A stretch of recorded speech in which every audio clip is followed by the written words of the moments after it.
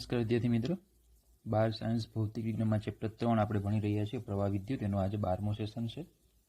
આજે આપણે એક ટોપિક લેવાનો છે વિદ્યુત કોષ, ઈએમએફ અને આંતરિક અવરોધ. બરાબર. વિદ્યુત કોષ એટલે બેટરી, ઈએમએફ અને આંતરિક અવરોધ. તો બેટરીનું ઈએમએફ અને આંતરિક અવરોધ, અને સાથે સાથે આપણે બીજો પણ એક શબ્દ ભણશું ટર્મિનલ વોલ્ટેજ, જેની સંજ્ઞા છે વી. આ 4 શબ્દો આપણે આજે સમજવાના છે. બરાબર. ચાલો, તો વિદ્યુત કોષ, ઈએમએફ અને આંતરિક અવરોધ આપણો ટોપિક છે. તો પહેલો પ્રશ્ન છે, વિદ્યુત કોષ, ઈએમએફ અને આંતરિક અવરોધ સમજાવીને વિદ્યુત સ્થિતિમાનનો તફાવત, ઈએમએફ અને આંતરિક અવરોધ વચ્ચેનો સંબંધ મેળવો. વિદ્યુત સ્થિતિમાન તફાવત એટલે વી, ઈએમએફ એટલે ઈ અને આંતરિક અવરોધ આર વચ્ચેનો સંબંધ મેળવવાનો છે. બરાબર. ચાલો, તો એની પહેલા આપણે આવું ભણી ગયા છીએ. ચેપ્ટરનું જે સ્ટાર્ટિંગ હતું એમાં આપણે આ રીતે ભણી ગયા હતા કે ધારો કે આ એક વાહક છે. બરાબર. વાહકમાં ધન આયનો ચોક્કસ સ્થાનોએ ગોઠવાયેલા હોય છે. એમની વચ્ચેના અવકાશમાં ઇલેક્ટ્રોન અસ્તવ્યસ્ત ગતિ કરતા હોય છે. જો આપણે આને ધન વીજભારિત ડિસ્ક સાથે જોડી દઈએ અને ઋણ વીજભારિત ડિસ્ક સાથે જોડી દઈએ તો પ્લસથી માઇનસ ક્ષેત્ર ઉત્પન્ન થશે અને ઇલેક્ટ્રોન જે છે એ ચોક્કસ દિશામાં ગતિ કરશે અને પરિણામે પ્રવાહ રચાશે. પણ આ પ્રવાહ કેવો હોય છે? ક્ષણિક. કારણ કે જેમ આ ઇલેક્ટ્રોન છે અહીંયા આવતા જશે તેમ આ તટસ્થ થતો જશે અને પરિણામે શું થઈ જશે? તટસ્થ થઈ જશે. ત્યારે ધન વિભાગ ઘટતો જશે અને તટસ્થ થશે એટલે પ્રવાહ બંધ થઈ જશે. પણ આપણે એમ કીધું કે જો આપણે આ પ્લેટને સતત ધન વીજભારિત કરતા જ રહીએ તો પછી ઇલેક્ટ્રોન શું કરશે? સતત ગતિ કર્યા રાખશે અને એના માટે આપણે શું કરવું પડશે? એને સ્થાયી પ્રવાહ માટે આપણે એને બાહ્ય ઉદ્ગમ સાથે જોડવું પડે. બરાબર. કયો પ્રવાહ? આ જે ક્ષણિક પ્રવાહ હતો એ ક્ષણિક પ્રવાહને કેવો બનાવવો છે? આપણે સ્થાયી પ્રવાહ બનાવવો છે, એટલે સતત પ્રવાહ પસાર થયા રાખે. તો એના માટે આપણે એને બેટરી સાથે જોડવું પડે અને બેટરીને આપણે કહીએ છીએ વિદ્યુત કોષ. એ બેટરી જે છે એને કેમેસ્ટ્રીમાં બેઝિકલી વિદ્યુત કોષ કહેવામાં આવે. બરાબર. અને પરિણામે આમાં શું થશે? તારમાં સ્થાયી પ્રવાહનું નિર્માણ થશે. આ પોઝિટિવ અને આ નેગેટિવ થશે. બરાબર. બેટરીની આ સંજ્ઞા છે, આ પોઝિટિવ હોય, નાનો જે છેડો છે એ નેગેટિવ હોય. બરાબર. તો જો વિદ્યુત પરિપથમાં સ્થાયી પ્રવાહ જાળવવા માટેના સરળ ઉપકરણને વિદ્યુત દ્રાવણ કોષ કહે છે. વિદ્યુત પરિપથ હોય એમાં સ્થાયી પ્રવાહ આપે એના માટેને કહેવામાં આવે વિદ્યુત દ્રાવણ કોષ. બરાબર. તો એ સતત આ જે ભાગ છે એને ધન વીજભારિત કર્યા જ રાખશે. બરાબર. ચાલો આગળ વધીએ. તો આકૃતિમાં દર્શાવ્યા મુજબ મૂળભૂત રીતે વિદ્યુત કોષમાં 2 વિદ્યુત ધ્રુવો ધન અને ઋણ હોય છે. હવે ચલો, વિદ્યુત કોષ તમે કેમેસ્ટ્રીમાં ભણી ગયા છો કે એક પાત્ર છે, એમાં વિદ્યુત દ્રાવણ એટલે કે ઇલેક્ટ્રોલાઇટ ભરેલું હોય છે. એમાં 2 ઇલેક્ટ્રોડ હોય છે. ઇલેક્ટ્રોડ એટલે કે વિદ્યુત ધ્રુવો. બરાબર. આ બંને શું છે? વિદ્યુત ધ્રુવો છે. તો ઇલેક્ટ્રોલાઇટ હોય છે દ્રાવણ, એમાં આવા વિદ્યુત ધ્રુવો હોય છે. બરાબર. અને એક હોય છે પોઝિટિવ, એક હોય છે નેગેટિવ. એક ઇલેક્ટ્રોડ ધન હોય છે, બીજો ઇલેક્ટ્રોડ ઋણ હોય છે. તો જ્યારે એને અવરોધ સાથે બાહ્ય પરિપથમાં જ જોડીએ એટલે પ્લસથી માઇનસ શું થાય? પ્રવાહનું વહન થાય. પ્લસથી માઇનસ શું થશે? પ્રવાહનું વહન થશે. બરાબર. તો તેઓને વિદ્યુત દ્રાવણમાં અંશતઃ ડુબાડવામાં આવે છે. તો વિદ્યુત દ્રાવણ છે તો એ વિદ્યુત દ્રાવણમાં તમને અંશતઃ એટલે થોડાક એને ડુબાડ્યા છે. બરાબર. ચાલો, હવે શું થાય છે? તો કે દ્રાવણમાં ડુબાડેલા વિદ્યુત ધ્રુવો વિદ્યુત દ્રાવણ સાથે વિદ્યુત ભારનો વિનિમય કરે છે. દ્રાવણમાં આપણે જે વિદ્યુત ધ્રુવો એટલે ઇલેક્ટ્રોડ ડુબાડીએ છીએ એ વિદ્યુત દ્રાવણ સાથે વિદ્યુત ભારનો વિનિમય કરે છે. સમજો, દાખલા તરીકે મેં અહીંયા તમને લેડ સંગ્રાહક કોષ, એ તમે કેમેસ્ટ્રીમાં ભણી ગયા છો, એની આપણે ચર્ચા કરીએ. લેડ સંગ્રાહક કોષ, એમાં વિદ્યુત દ્રાવણ તરીકે H2SO4 હોય. બરાબર. એક ઇલેક્ટ્રોડ જે છે એ PbO2 નો બનેલો હોય, બીજો ઇલેક્ટ્રોડ જે છે તે Pb નો બનેલો હોય. બરાબર. તો ઇલેક્ટ્રોડ્સને જ્યારે વિદ્યુત દ્રાવણ કોષમાં આપણે ડુબાડીએ છીએ એટલે કે ઇલેક્ટ્રોલાઇટમાં ડુબાડીએ છીએ ત્યારે આમાં વિદ્યુત દ્રાવણ છે એનું H+ અને SO4-2 આયનોમાં વિભાજન થશે. H+ છે એ ક્યાં જશે? એક ઇલેક્ટ્રોડ પર જશે અને બીજો છે એ બીજા ઇલેક્ટ્રોડ પર જશે. મતલબ કે આ ધન અને ઋણ વિદ્યુત ભારો જે છે એ વિદ્યુત દ્રાવણ કોષમાં શું થાય છે? આ રીતે વિભાજન પામે છે અને એક એક કોષ તરફ તે ગતિ કરે છે. આ ગતિ કરવા માટે જે જવાબદાર બળ હોય એને રાસાયણિક બળ કહેવામાં આવે. બરાબર. આ જે ધન અને ઋણ વિદ્યુત ભારો છે એમને ગતિ કરાવવા માટે જે જવાબદાર બળ હોય એને શું કહેવામાં આવે? રાસાયણિક બળ કહેવામાં આવે, અથવા તો એને કહેવામાં આવે અવિદ્યુતીય બળ. અવિદ્યુતીય બળ. બરાબર. ચાલો, તો આ જે પ્લસ અને માઇનસ છે એ કોઈ એક જ સ્થાને, બરાબર, પ્લસ અને માઇનસ છે, પ્લસ છે એ એક ઇલેક્ટ્રોડ પર ભેગા થાય, માઇનસ છે એ બીજા ઇલેક્ટ્રોડ પર ભેગા થાય. બરાબર. તો બધા પ્લસ અહીંયા ભેગા થાય એટલે આ કેવો બને? ધન વીજભારિત બને. બધા નેગેટિવ અહીંયા ભેગા થાય એટલે આ કેવો બનશે? ઋણ વીજભારિત બનશે. બરાબર. અને પછી તમને થોડી ઘણી પ્રોસેસ ખ્યાલ જ છે કે PbO2 જે છે એમાંથી PbO બનશે, PbOમાંથી PbSO4 બનશે, અને આ PbSO4 બનતી વખતે જે પાણી છૂટું પડે એ દ્રાવણમાં જશે. સેમ અહીંયા Pbમાંથી PbSO4 બનશે. ટૂંકમાં બંને ઇલેક્ટ્રોડ પર PbSO4 બને અને પાણી કેવું થાય? દ્રાવણમાં જાય. બરાબર. અને પરિણામે ધીમે ધીમે આ જે છે એ ડિસ્ચાર્જ થતો જાય. બરાબર. ધીમે ધીમે દ્રાવણ વિદ્યુત ઇલેક્ટ્રોલાઇટ જે છે ધીમે ધીમે મંદ પડતું જાય, સાંદ્રતા ગુમાવે. બરાબર. તો ટૂંકમાં શું કહેવાનું હતું કે ભાઈ દ્રાવણમાં ડૂબાડેલા વિદ્યુત ધ્રુવો વિદ્યુત દ્રાવણ સાથે વિદ્યુત ભારનો વિનિમય કરે. આ વિદ્યુત ભારનો શું કરે છે? એ વિનિમય કરે છે. બરાબર. ચાલો આગળ વધીએ. હવે ધન વિદ્યુત અગ્રને પોતાની અને તેની તદ્દન નજીક આવેલા એ બિંદુ વચ્ચે વિદ્યુત સ્થિતિમાનનો તફાવત V+ છે. મતલબ કે આ જે ધન ઇલેક્ટ્રોડ છે, આ ઋણ ઇલેક્ટ્રોડ છે, તો આ ધન ઇલેક્ટ્રોડ અને એની ખૂબ નજીક કોઈ બિંદુ લઈએ આપણે, તો આ બંને વચ્ચે વિદ્યુત સ્થિતિમાનનો તફાવત ધારો કે V+ છે. સેમ જ રીતે ઋણ ઇલેક્ટ્રોડ અને B બિંદુ, આ બંનેની વચ્ચે વિદ્યુત સ્થિતિમાનનો તફાવત ધારો કે V- V- છે. તો ઋણ વિદ્યુત અગ્રને પોતાની અને તેની તદ્દન નજીક આવેલા B બિંદુ વચ્ચે સ્થિતિમાનનો તફાવત -V- છે. V+ અને V- બંને કેવા છે? Greater than or equal to 0. જ્યારે પ્રવાહ પસાર થતો નહીં હોય ત્યારે સમગ્ર વિદ્યુત દ્રાવણમાં સમાન સ્થિતિમાનનો તફાવત હશે. હવે પ્રવાહ ક્યારે પસાર થાય? કે એક જગ્યાએ સ્થિતિમાન ઊંચું હોય ને એક જગ્યાએ સ્થિતિમાન નીચું હોય. તો હવે આમાં જો પ્રવાહ તો પસાર થતો જ નથી. પ્રવાહ પસાર થતો નથી તો એનો મતલબ કે દ્રાવણના દરેક બિંદુ આગળ સ્થિતિમાન કેવું હશે? સમાન હશે. બરાબર. તો P અને N વચ્ચે વિદ્યુત સ્થિતિમાન તફાવત જોઈને હું V કહી દઉં. બરાબર. તો V+ -V- આ વિદ્યુત સ્થિતિમાનનો તફાવત એટલે શું થશે? V+ -V એટલે કે V+ + V-. બરાબર. તો બે જ્યારે પણ પ્રવાહ પસાર ન થતો હોય તો P અને N બિંદુ વચ્ચે, આ જે P બિંદુ છે તે અને N વચ્ચે વિદ્યુત સ્થિતિમાનનો તફાવત એટલે V+ -V-. કારણ કે A અને B બિંદુઓ કેવા છે? આમની ખૂબ નજીક છે. ખૂબ નજીક છે એટલે જાણે કે આપણે એને P અને N તરીકે કલ્પી શકીએ. બરાબર. તો ચાલો આટલું પહેલાં તમારે તૈયાર કરવાનું. ચાલો હવે આગળ વાત કરીએ કે જ્યારે પરિપથમાં પ્રવાહ પસાર થતો ન હોય ત્યારે આ તફાવતને કોષનું વિદ્યુત ચાલક બળ કહે છે. પ્રવાહ પસાર થતો ન હોય ત્યારે P અને N વચ્ચે જે વિદ્યુત સ્થિતિમાનનો તફાવત આવે એને કોષનું શું કહેવાય? વિદ્યુત ચાલક બળ, એટલે કે ઇલેક્ટ્રોમોટિવ ફોર્સ, EMF. બરાબર. ઇલેક્ટ્રોમોટિવ ફોર્સ, EMF કહે છે.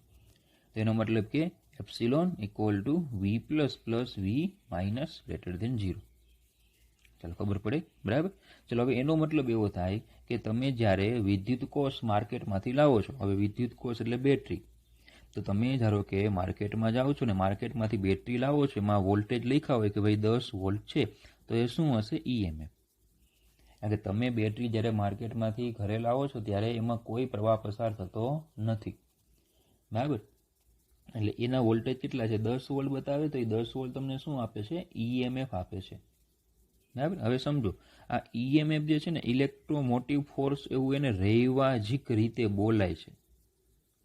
રૈવાજિક રીતે એવું બોલાય કે ઇલેક્ટ્રોમોટિવ ફોર્સ, પણ એ કોઈ બળ નથી. શું? એ કોઈ બળ નથી.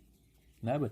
આ ઘટના જે છે, આવી ઘટના બની, એ ઘટના સમજાવી ન હતી ત્યારે વિદ્યુત ભારો ગતિ કરવા પાછળ જવાબદાર બળ હતું. બરાબર. વિદ્યુત ભારો ગતિ કરે છે એની પાછળનો જવાબદાર એક આવું પરિબળ છે. હવે ગતિ ક્યારે થાય? કોઈ બળ લાગે તો. એટલે શું જાણો કહેવામાં આવતું કે ભાઈ વિદ્યુત ભારોને ગતિ કરવા પાછળ જે જવાબદાર બળ છે ને એ શું છે? EMF, electromotive force. પણ એ કોઈ બળ નથી. એ શું છે? વિદ્યુત સ્થિતિમાનનો તફાવત છે.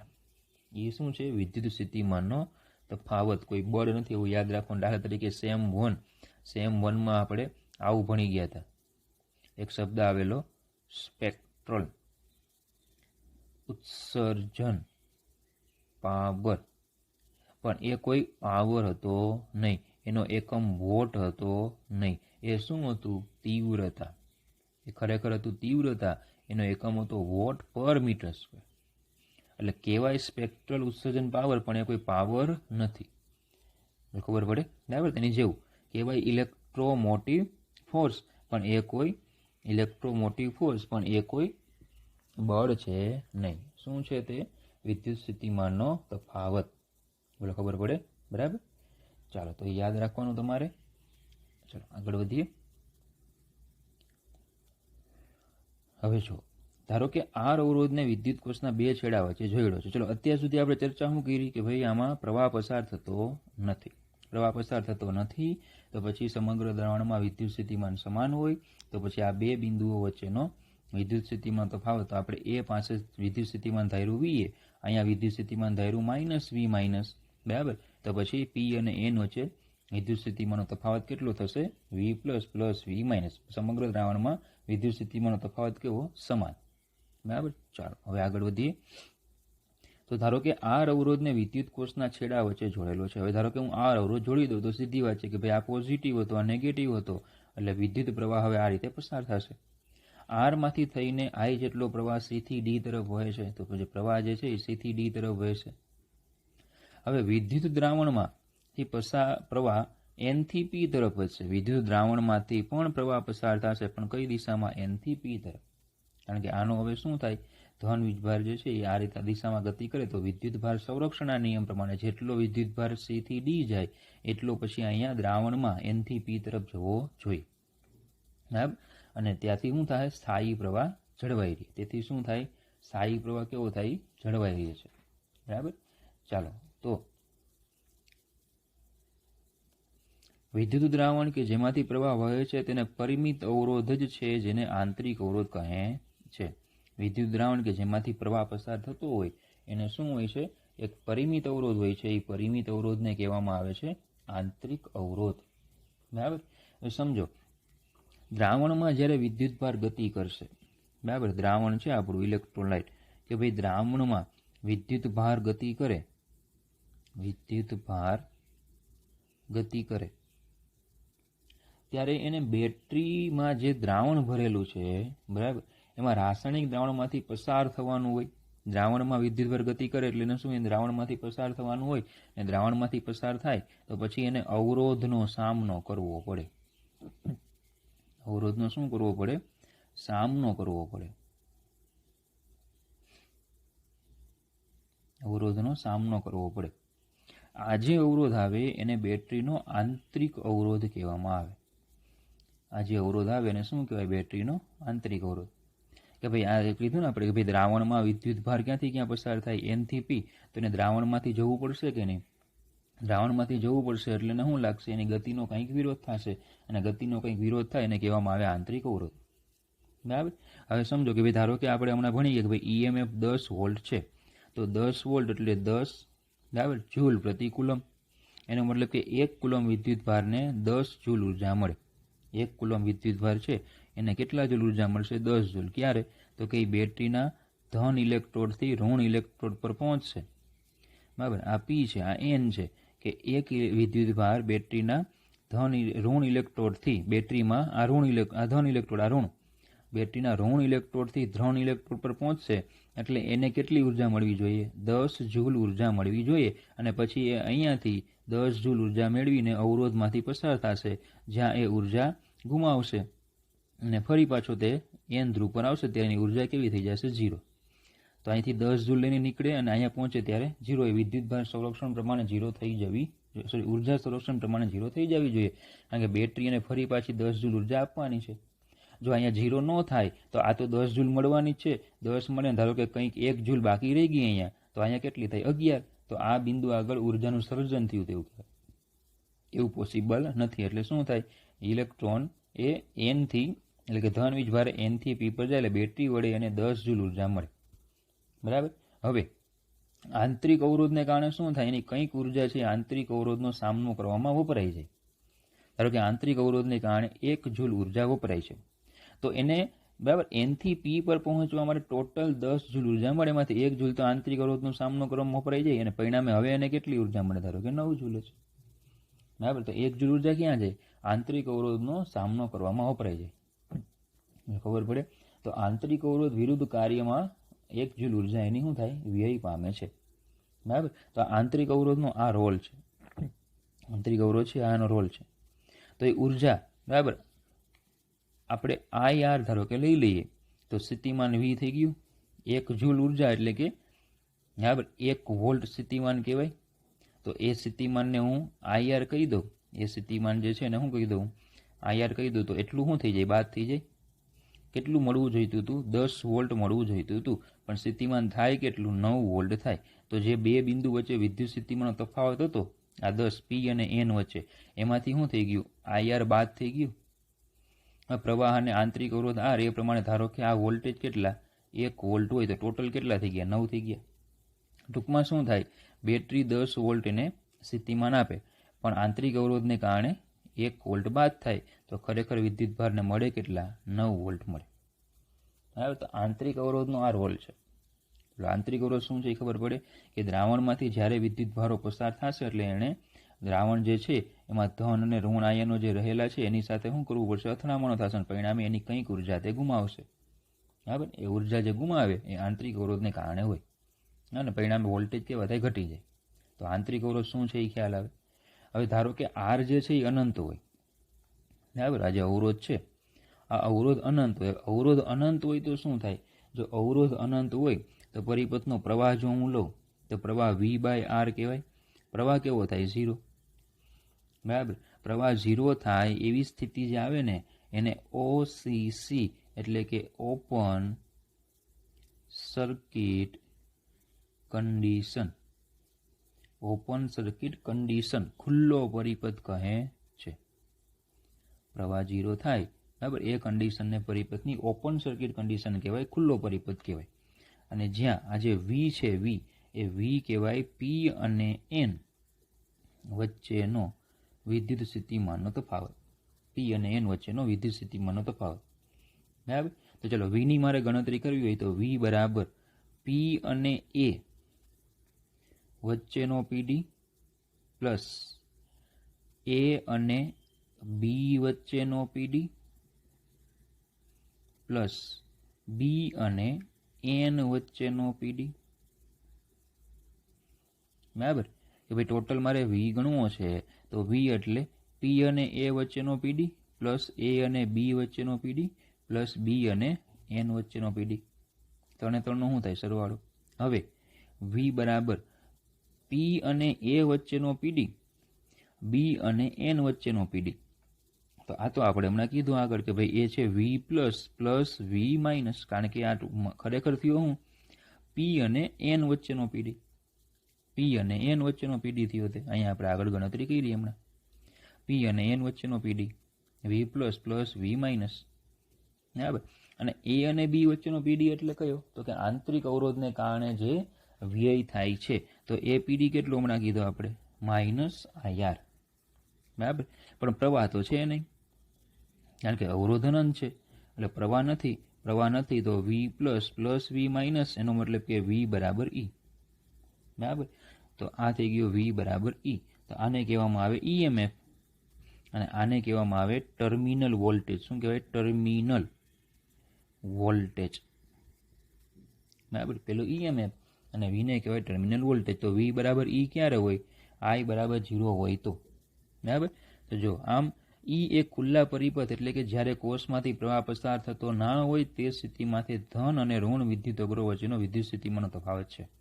તો EMF શું છે કે ખુલ્લો પરિપથ એટલે કે કોષમાંથી પ્રવાહ પસાર થતો ન હોય તે સ્થિતિ માટે ધન અને ઋણ વિદ્યુત ધ્રુવો વચ્ચેનો વિદ્યુત સ્થિતિમાનનો તફાવત છે.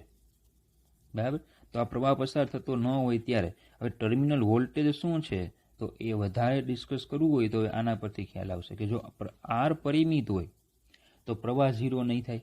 તો પછી હવે P અને N વચ્ચેનો PD બરાબર. પી અને એન વચ્ચેનો પીડી વી એટલે આગળની જેમ જ આ 3 3નો સરવાળો, એટલે એ થઈ જશે હવે V plus V minus minus IR.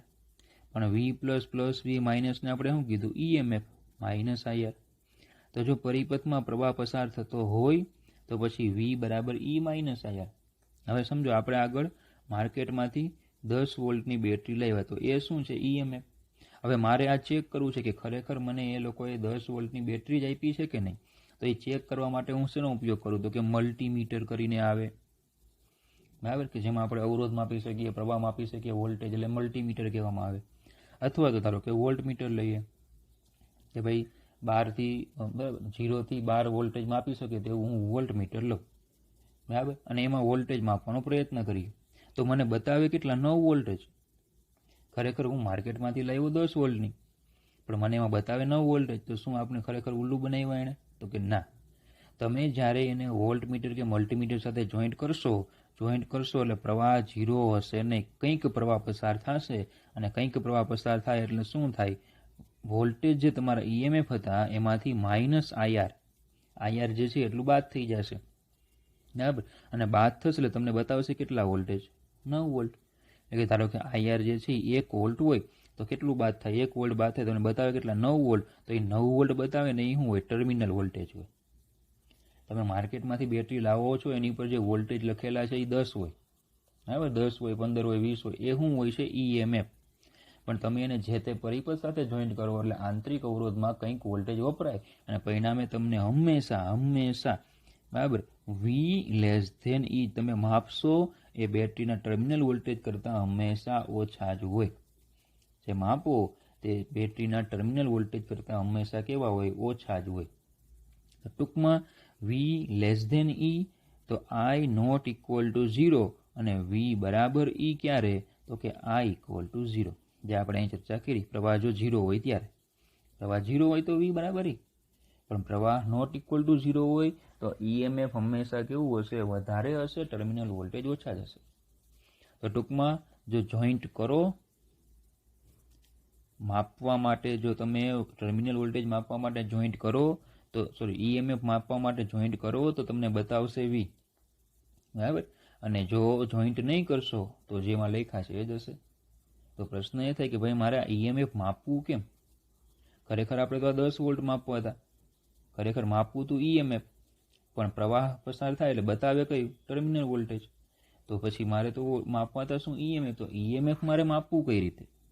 બેટરીનું EMF છે એ કઈ રીતે માપવું? તો એના માટે આપણે ચેપ્ટરનો લાસ્ટ ટોપિક જે છે એ ભણશું કે પ્રવાહ પસાર થતો જે છે એ 0 કરી નાખો તો તમને ટર્મિનલ વોલ્ટેજ ઈએમએફ જેટલું મળે. તો આપણે એમાં જોઈશું કે પસાર થતો પ્રવાહ 0 કરવા છતાં બરાબર વી અને ઈ કઈ રીતે મળે, બરાબર. પરિપથમાં બેટરી જોઈન્ટ કરવા છતાં પ્રવાહ કેવો થઈ જાય? 0, બરાબર. તો યાદ રાખવાનું કે માર્કેટમાંથી તમે બે બેટરી લાવો છો એમાં જે વોલ્ટેજ લખ્યા છે એ હંમેશા કયા હોય? ઈએમએફ હોય, બરાબર. પણ એને તમે જોઈન્ટ કરો કોઈ પરિપથમાં અને પરિપથ સાથે જોઈન્ટ કરો તો જે વોલ્ટેજ હોય કયા હોય? ટર્મિનલ વોલ્ટેજ હોય. ટૂંકમાં હંમેશા યાદ રાખવાનું, પ્રવાહ જો 0 આપ્યો હોય ને તો વી બરાબર ઈ, પ્રવાહ 0 આપ્યો હોય તો વી બરાબર ઈ, અને પ્રવાહ જો નોટ ઇક્વલ ટુ 0 હોય તો હંમેશા શું હોય? વોલ્ટેજ એ ટર્મિનલ વોલ્ટેજ હોય. એટલે ખબર પડે, બરાબર. ચાલો આગળ વધીએ. હવે ઓમના નિયમનો ઉપયોગ કરીએ તો આપણે જે સૂત્ર ભણી ગયા એમાં બરાબર ઓમના નિયમ પ્રમાણે આપણે વાપરીએ તો સૂત્ર હતું વી બરાબર ઈ માઇનસ આઈઆર. ઓમના નિયમ પ્રમાણે વી બરાબર આઈઆર, તો આઈઆર બરાબર ઈ માઇનસ આઈઆર, તો ઈ બરાબર આઈઆર પ્લસ આઈઆર, તો ઈ બરાબર આઈ કોમન લઈ લો, આર પ્લસ આર, તો પછી પ્રવાહ થઈ જાય ઈએમએફના છેદમાં આર પ્લસ આર, બરાબર.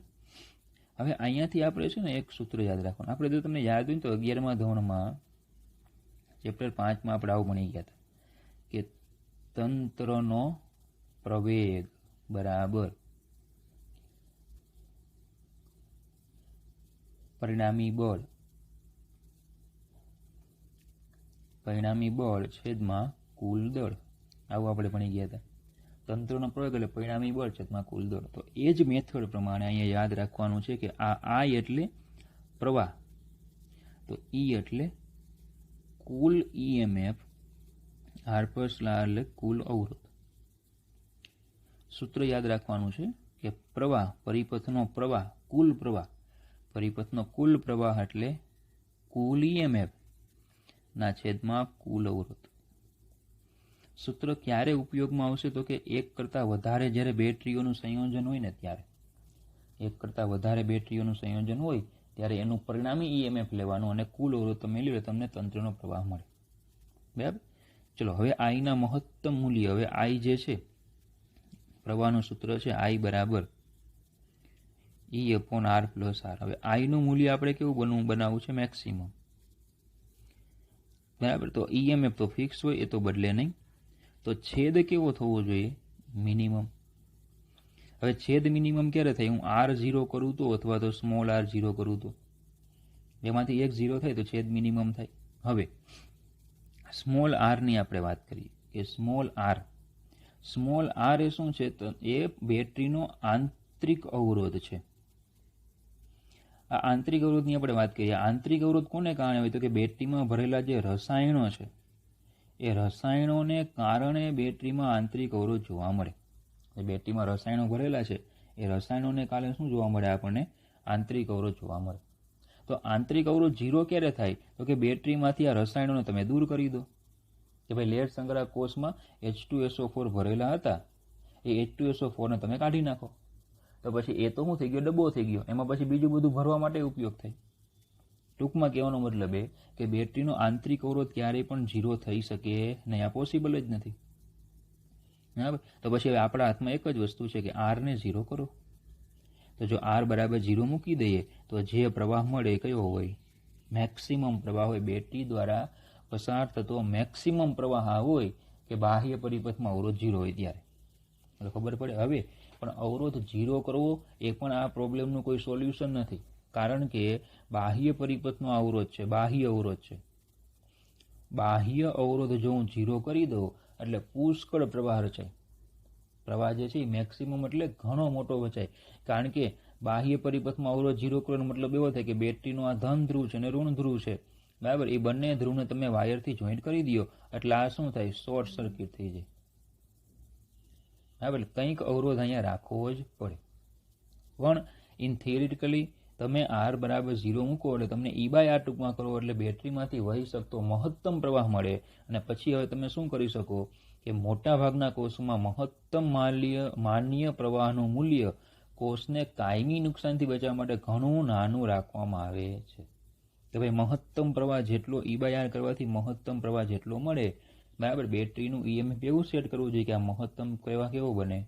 નાનો બને. બેટરીનું ઈએમએફ અને આંતરિક અવરોધ એવી રીતે સેટ કરવામાં આવે કે મહત્તમ પ્રવાહનું મૂલ્ય કેવું થાય? નાનું થાય. જેથી કરીને બાહ્ય પરિપથમાં અવરોધ ધારો કે 0 થઈ જાય. બરાબર. એ ઉપકરણ ધારો કે શોર્ટ સર્કિટ થઈ જાય તો પણ બેટરીના ધન અને ઋણ ધ્રુવો ડાયરેક્ટ કોન્ટેક્ટમાં ન આવે. બરાબર. તો મોટાભાગના કોષોમાં મહત્તમ માન્ય પ્રવાહનું મૂલ્ય કોષને કાયમી નુકસાનથી બચાવવા માટે ઘણું નાનું રાખવામાં આવે છે. બરાબર. તો આ થઈ ગયું બેટરીના ટર્મિનલ વોલ્ટેજ અને ઈએમએફ અને આંતરિક અવરોધની માહિતી. બરાબર. થોડી અટપટી થિયરી છે પણ 2-3 વાર તમે લખશો એટલે તમને તૈયાર થઈ જશે. ચલો, જ્યારે પરિપથમાં એક્સ્ટ્રા પોઈન્ટ છે હવે કે જ્યારે પરિપથમાં પ્રવાહ I એવો હોય કે જેથી EMF greater than or equal to IR હોય ત્યારે કોષનો આંતરિક અવરોધ અવગણી શકાય છે. સીધી વાત છે કે બેટરીનો ટર્મિનલ વોલ્ટેજ ઈએમએફ છે એ ઘણું મોટું હોય. બરાબર. અને IR એટલે શું છે? એનો આંતરિક અવરોધને કારણે જે વોલ્ટેજ લોસ થાય તે. ત્યારે તમે બેટરીનો આંતરિક અવરોધ શું કરી શકો છો?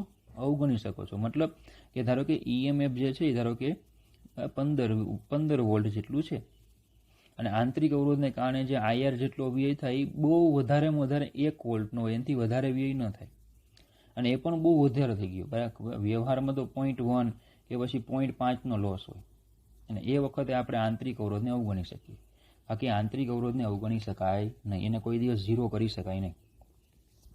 આંતરિક અવરોધનું મૂલ્ય જુદા જુદા કોષ માટે જુદું જુદું હોય છે. બરાબર. જુદા જુદા કોષ હોય એના માટે આંતરિક અવરોધ કેવો હશે? અલગ અલગ હશે. કારણ કે બધામાં દ્રાવણો અલગ અલગ રાખ્યા હોય, ઇલેક્ટ્રોડ અલગ અલગ વાપરા હોય. બરાબર. સૂકા કોષનો આંતરિક અવરોધ વિદ્યુત દ્રાવણ કોષની સરખામણીમાં ઘણો વધારે હોય. જે તમને કીધું એ પ્રમાણે જુદા જુદા કોષો માટે જુદું જુદું હોય. તો સૂકા કોષનો આંતરિક અવરોધ વિદ્યુત દ્રાવણ કોષની સરખામણીમાં કેવો હોય? ઘણો વધારે. હવે કેમ? કારણ કે આ કેવો છે? સૂકો કોષ. સૂકો કોષ એટલે એમાં ઘન માધ્યમ હોય છે. માધ્યમ કેવું હોય છે? ઘન. જ્યારે આ વિદ્યુત દ્રાવણ કોષ છે એમાં માધ્યમ કેવું છે? પ્રવાહી. અને પરિણામે શું થાય કે પ્રવાહીમાં ધન અને ઋણ વિદ્યુત ભારો જે છે એમને ગતિ કરવા માટે સરળતાથી એ ગતિ કરી શકે. ઘન જે માધ્યમ છે એની સરળતા પ્રવાહી માધ્યમમાં આ જે ધન વિદ્યુત ભારો છે એ શું કરી શકે? આપણે ધન વિદ્યુત ભાર ગતિ કરે એવું બોલીએ છીએ, બરાબર?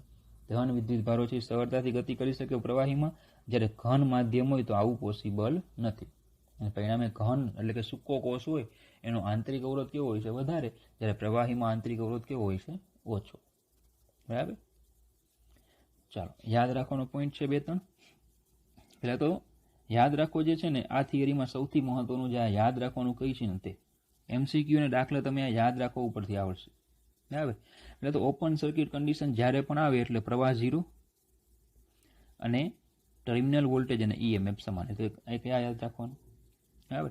હવે કોષ ડિસ્ચાર્જ થતો હોય ત્યારે, કોષ ડિસ્ચાર્જ થતો હોય મતલબ કે ધારો કે આ આપણો આ વિદ્યુત કોષ છે,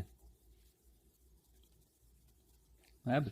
કોષ ડિસ્ચાર્જ થાય ને એટલે પ્રવાહ છે ને અહીંયાથી પસાર થાય. કારણ કે બાહ્ય પરિપથમાં તમે અવરોધ ધારો કે જોઈન્ટ કરશો, અહીંયા અવરોધ જોઈન્ટ કરશો એટલે કોષ ડિસ્ચાર્જ થાય, બરાબર? તો આનું EMF, બરાબર, અને આ અવરોધના બે છેડા વચ્ચે વોલ્ટેજ, આમાંથી વહેતો પ્રવાહ I. તો કોષ ડિસ્ચાર્જ થતો હોય ત્યારે શું હશે? પ્રવાહ આ દિશામાં પસાર થાય અને ટર્મિનલ વોલ્ટેજ હંમેશા EMF કરતાં ઓછા જ હોય અને સૂત્ર V બરાબર E માઇનસ IR.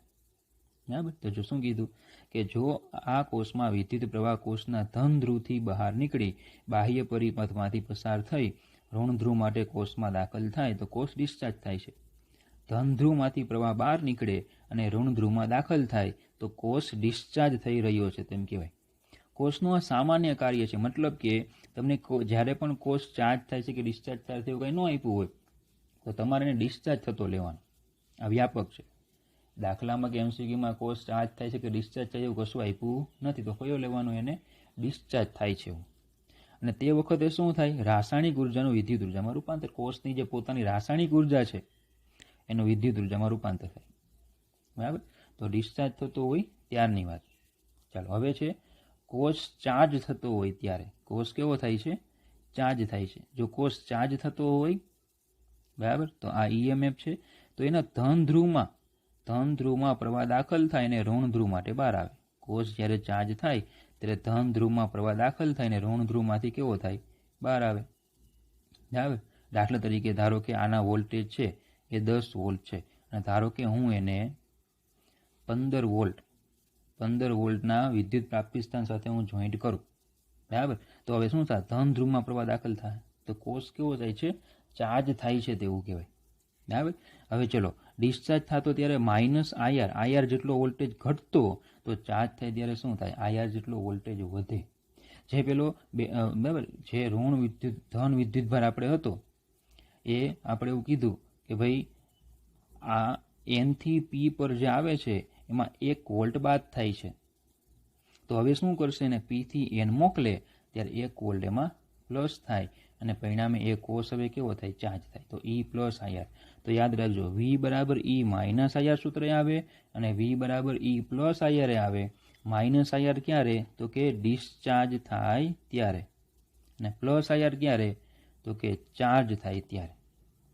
બરાબર? તો જો પરંતુ જો કોષને તેમાં EMF કરતાં મોટા EMF વાળા પ્રાપ્તિ સ્થાન સાથે એવી રીતે જોડવામાં આવે કે જેથી કોષના ધન ધ્રુવમાંથી વિદ્યુત પ્રવાહ કોષમાં દાખલ થઈ કોષના ઋણ ધ્રુવ વડે બહાર નીકળે તો કોષ ચાર્જ થઈ રહ્યો છે તેમ કહેવાય.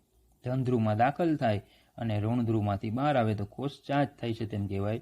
અને તેવા સંજોગોમાં કોષમાં વિદ્યુત ઉર્જાનું રાસાયણિક ઉર્જામાં રૂપાંતર થઈ રહ્યું છે તેમ કહેવાય. કોષમાં ચાર્જ થાય એટલે એમાં કઈ ઉર્જાનો સંગ્રહ થાય? રાસાયણિક ઉર્જા. બરાબર? કોષ ચાર્જ થાય એટલે એમાં કઈ ઉર્જાનો સંગ્રહ થયો હશે? તો કે રાસાયણિક ઉર્જાનો. રાસાયણિક ઉર્જા. અને બહારથી આપણે જે ઉર્જા આપીએ કઈ? તો કે વિદ્યુત ઉર્જા. તો કોષ ડિસ્ચાર્જ થાય ત્યારે રાસાયણિકનું વિદ્યુતમાં અને કોષ ચાર્જ થાય ત્યારે વિદ્યુતનું રાસાયણિક ઉર્જામાં રૂપાંતર થાય છે. ત્યારે કોષની રાસાયણિક પ્રક્રિયાઓ કેવી થઈ જાય છે? ઉલટાઈ જાય છે. કોષ જે છે એની રાસાયણિક પ્રક્રિયાઓ કેવી થઈ જાય? ઉલટાઈ જાય છે. બરાબર. એટલે કે જે આપણે લેડ સંગ્રહ કોષમાં વાત કરેલી કે ભાઈ છેલ્લે PbSO4 બને તો એ ઉલટાઈને ફરી પાછું શું થાય? PbO અને Pb. બરાબર. ઇલેક્ટ્રોડમાં જે પ્રક્રિયા ઉલટાયેલી હતી એ ફરી પાછી શું થાય? ઉલટાઈ જશે.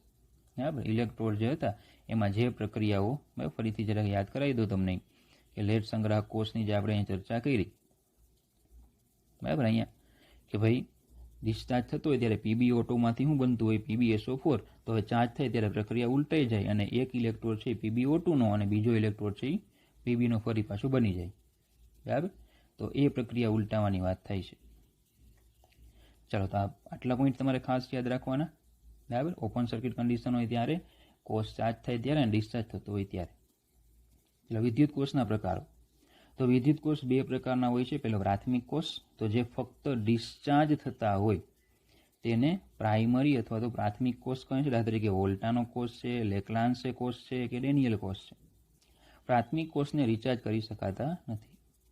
બેટરી પૂરી થાય એને ફેંકી દેવાના. ચલો, ગૌણ કોષ, તો જે કોષમાં રાસાયણિક પ્રક્રિયા ઉલટાવીને કોષને મૂળ સ્થિતિમાં પાછા લાવી શકાય તેવા કોષને ગૌણ કોષ કહે છે.